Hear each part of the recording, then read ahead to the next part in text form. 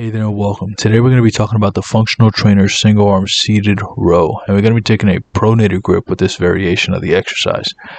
First thing we're going to want to do is set up our cable arm, or the height of the cable arm, to a little bit lower than I would say your hip height. And then you want to choose the rotational arm and put that at a 1. That way you're inside the machine as much as possible.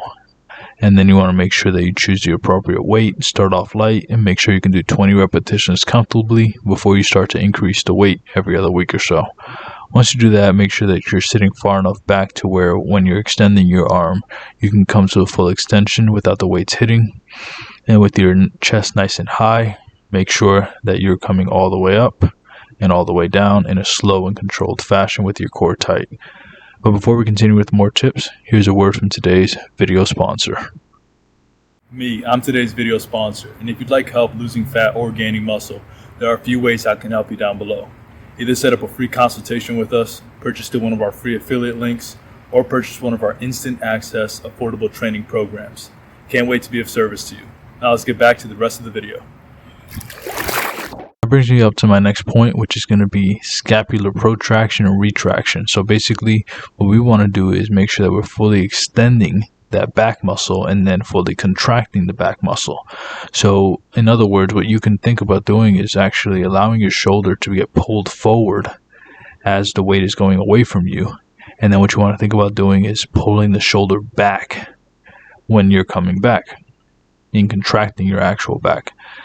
So the reason that's important is because unless you do this, you're going to miss out on so much muscle activation, and you're going to miss out on benefiting from this exercise as much as possible.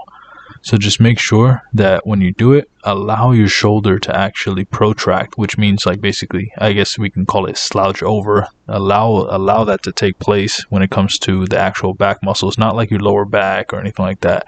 Just make sure it's pulling and you're allowing it to pull you forward, and then when you're squeezing it back, drive those elbows as far back as you can with your chest as high as possible. Another key thing that I want you guys to think about is making sure that you're staying upright. So notice that my torso is perpendicular to the ground. And the reason that is because we want to take away as much lower back activation as possible.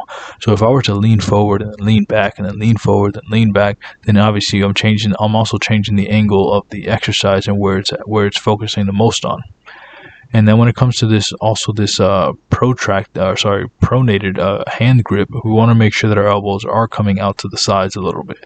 So also notice though that my elbow is underneath the height of my shoulder. That's very, very important. If you start to row too high, you're going to feel a lot of pressure in your rotator cuff, and it's completely unnecessary. You can build an incredible back and make sure that you don't have any joint problems as you get older. Now, here's some common mistakes that I want you guys to avoid. Leaning back as you're doing your row. This is just not necessary. You're not going to you're not going to activate the muscles any better. Also, you don't want to be doing half reps. Don't do half reps at the bottom, and also don't do half reps at the top. Go all the way forward, all the way back, and really think about contracting your back muscles. Also, like I said before, make sure your chin is tucked and that you're looking forward. That way you're not placing any unnecessary stress on your neck. Also, you want to make sure you're sitting upright. Don't bend over like this. This is horrible form. Avoid this. And then lastly, we want to make sure that we're not allowing the shoulder or the back to stay protracted the whole time.